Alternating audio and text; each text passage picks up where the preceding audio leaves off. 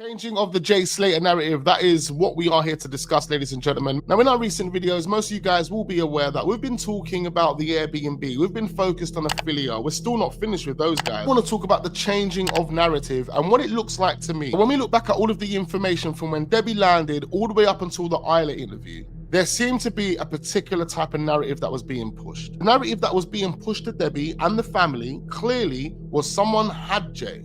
Someone was holding Jay against his will. Now, the reason we say that is because on the 20th of June, Debbie is still referring to people holding Jay against his will.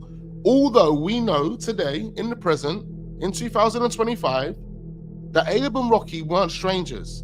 Lucy, Brandon, and Brad, we'll make an exception for Brad. Let's just say Lucy and Brandon would have definitely known who Ayub and Rocky were. There must have been a reason as to why they were being kept as strangers, the mystery men. Why wasn't Debbie being told from the get-go that Jay, Brandon, Lucy, and even Brad knew who Jay went off with to the mountains? They knew, according to Brad, according to Rachel, or are they trying to corroborate a story to make it look like they weren't strangers and Jay and the rest of the gang knew them all along? For Lucy to come out and say they were strangers and then for Brad to say he went up to the mountains with people he already knew just doesn't make any sense. However, the point is Debbie didn't know, Warren didn't know. 48 hours of Jay missing and they don't even know who these two guys are. Now let's take ourselves back 24 to 48 hours. Debbie receives a message when she gets off a plane saying, "You're never gonna see your son again because he owes me a lot of money." As far as we're aware, that message was never traced. They used the online trolls to downplay that message without doing any investigations into that message whatsoever. Now here we have a message published by Rachel on the 18th of June. I want to bring this to your attention because I think there was a particular narrative that was trying to be played out at this moment in time, and I want to tell you what it is, what I think it is. So it says here, so there isn't an update at the moment.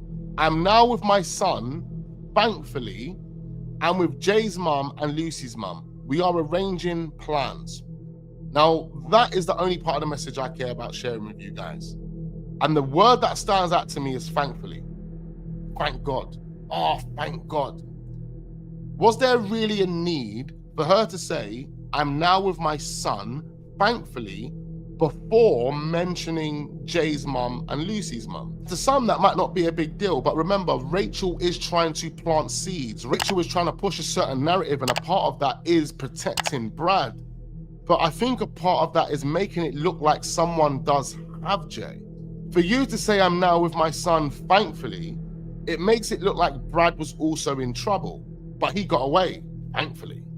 Thank God he got away. Taking into account what we already know today, we can say that on the 18th of June, Brandon, Lucy, Brad, and Rachel potentially would have known who the two strangers were. They would have known who Ayub is. They would have known who Rocky is. There would have also been some form of communication taking place between both crews. So at this point, we can say that Rachel would know that Brad hasn't been involved in any type of trouble.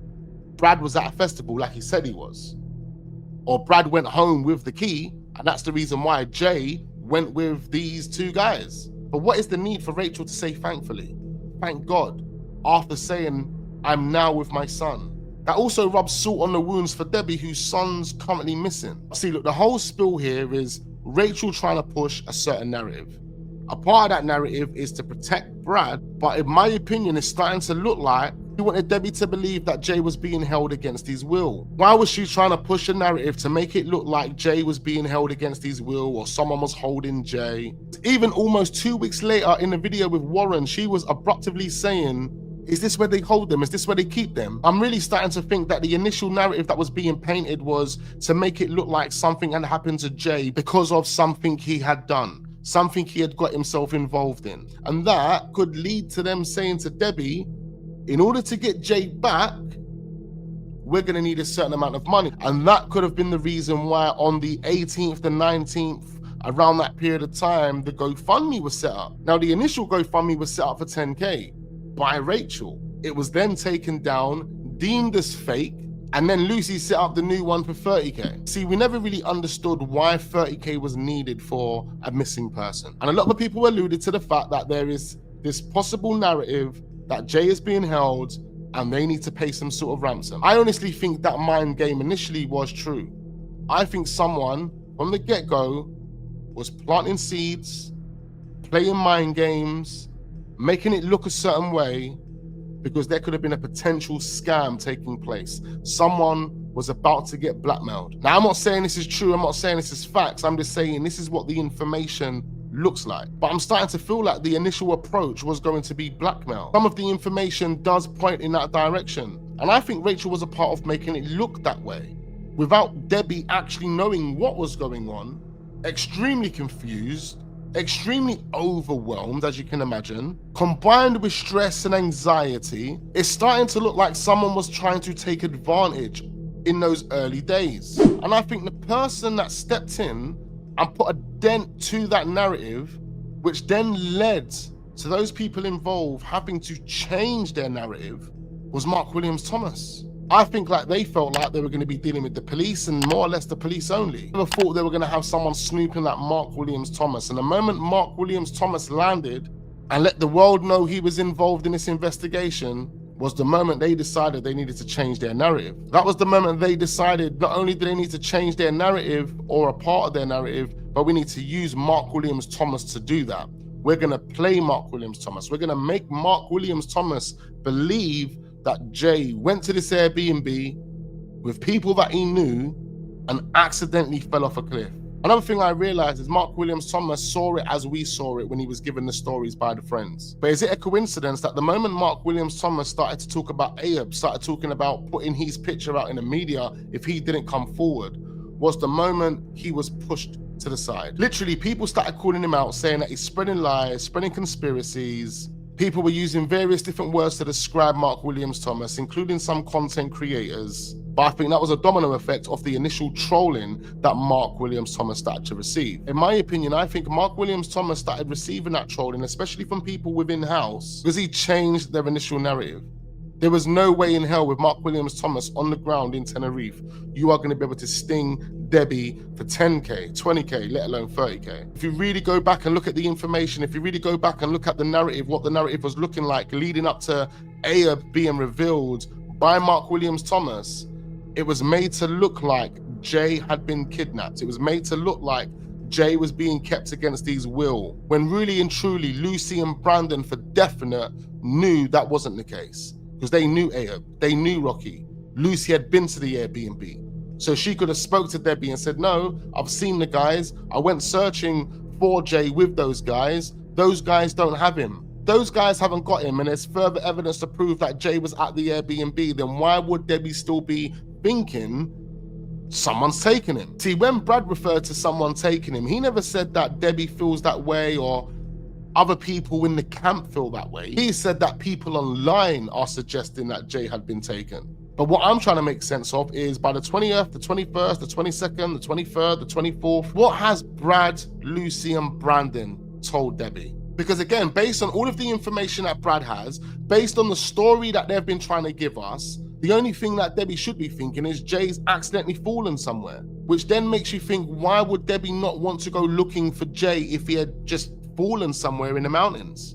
Again, a picture has been painted for Debbie to make it look like Jay has done something, someone has taken him, and something serious has happened or going to happen. It just doesn't make any sense any other way. They clearly weren't transparent with Debbie and Warren initially, and as the information reveals, it does look like a particular narrative was being painted. A particular narrative to make it look like Jay had done something wrong and someone was holding him against his will. Cool, so this video you can see on the screen is a video of Chris Tenerife.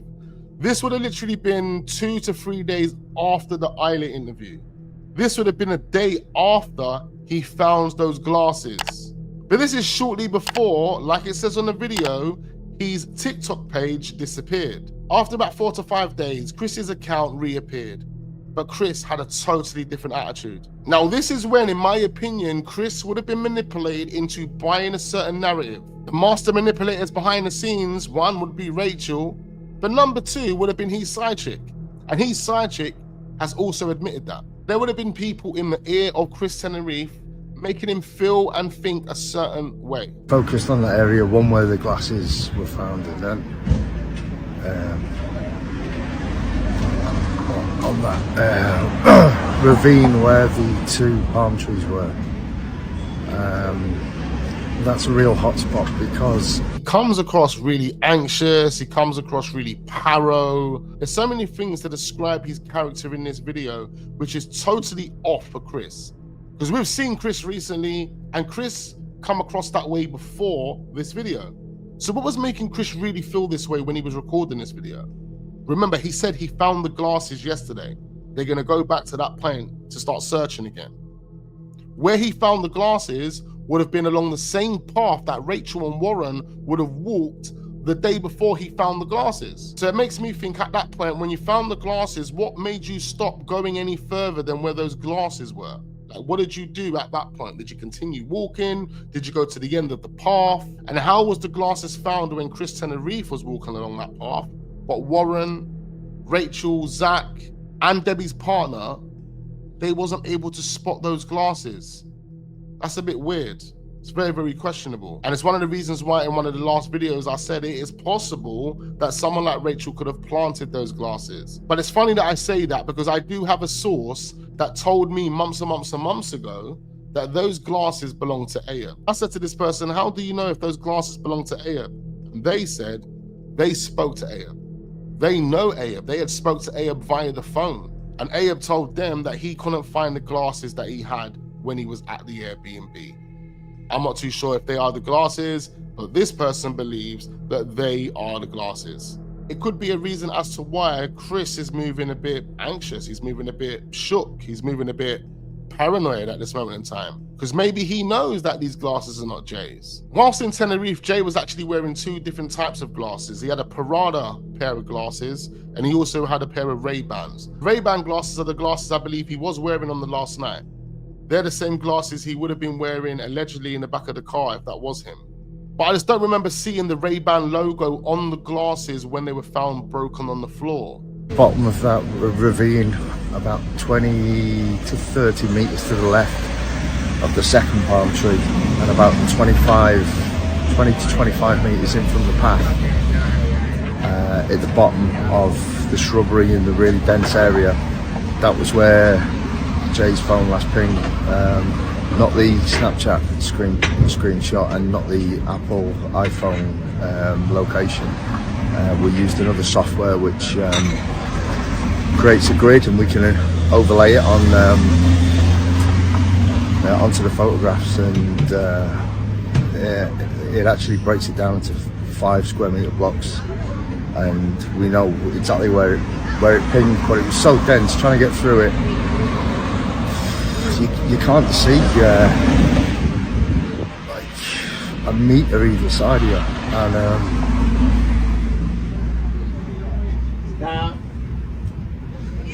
yeah, I mean, you could literally be stood on a phone. You could be next to him, and it's so difficult to, unless you've got a team of people just scouring that undergrowth. I don't know what else to suggest. They showed us generic footage of the Guardia Civil chopping their way through the undergrowth and all of the different cacti and bushes that were there. I'm still struggling to come to terms with where the body was actually found. Ladies and gentlemen, just another video to give you a bit of perspective. I need you guys to hit that like button and leave all your thoughts down below. Let me know exactly what you are thinking right about now. Make sure you turn your notification bells on so you don't miss out on future videos, and I look forward to seeing you guys on the next one.